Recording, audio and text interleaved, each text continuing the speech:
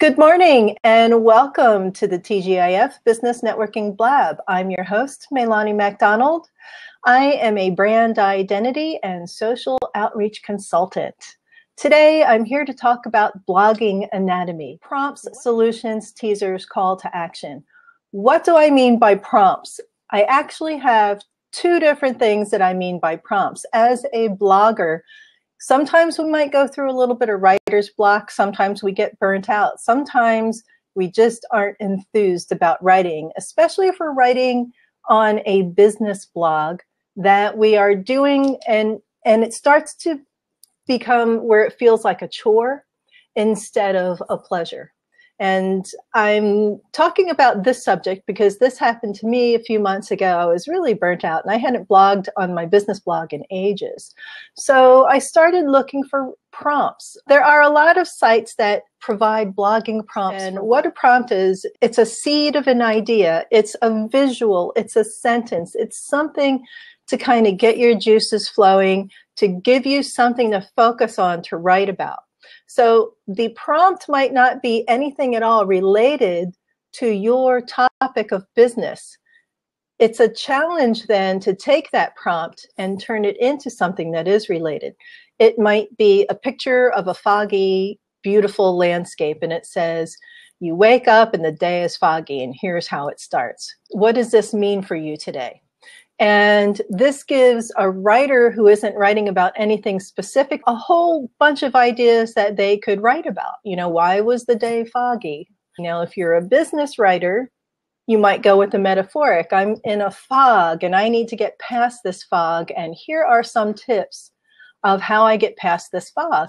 So you write about that and it turns into a blog post that might be useful for your audience because you're now giving them some tips about how to get past that fog in your mind and get on to your business writing. Prompts, two things. One, going out and finding prompts to jog your creative juices and get you writing again. And then two, taking those prompts and turning them into something that you can use on your own blog for your own audience. So the next thing in our blog anatomy is solutions.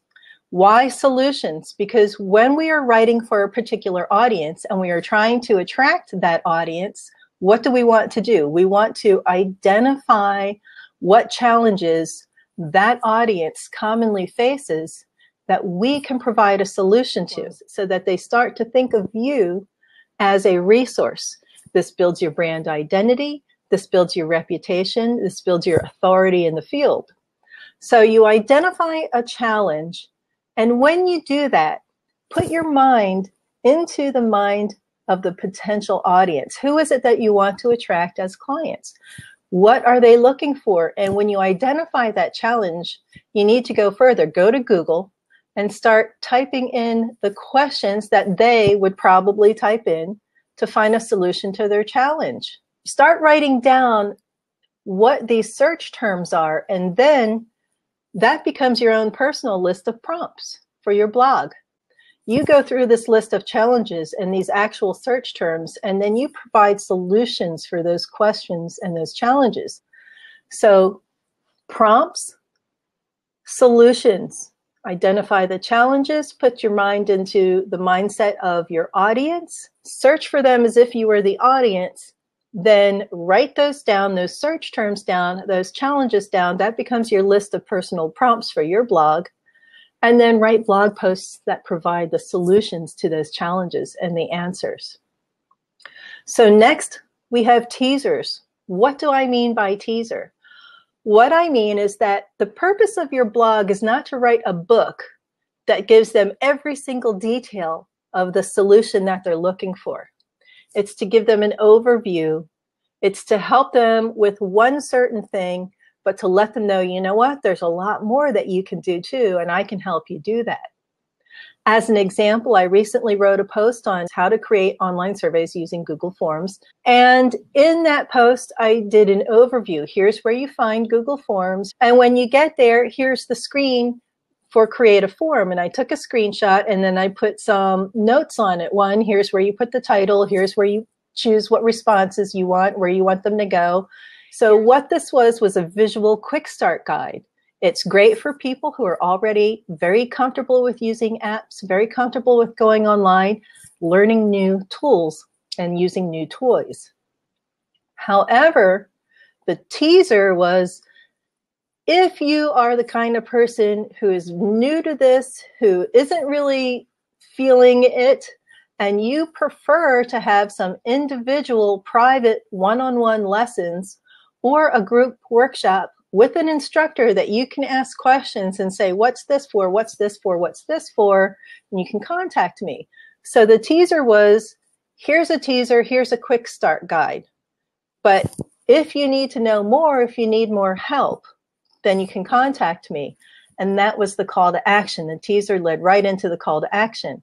The call to action is the contact me. There's my contact form.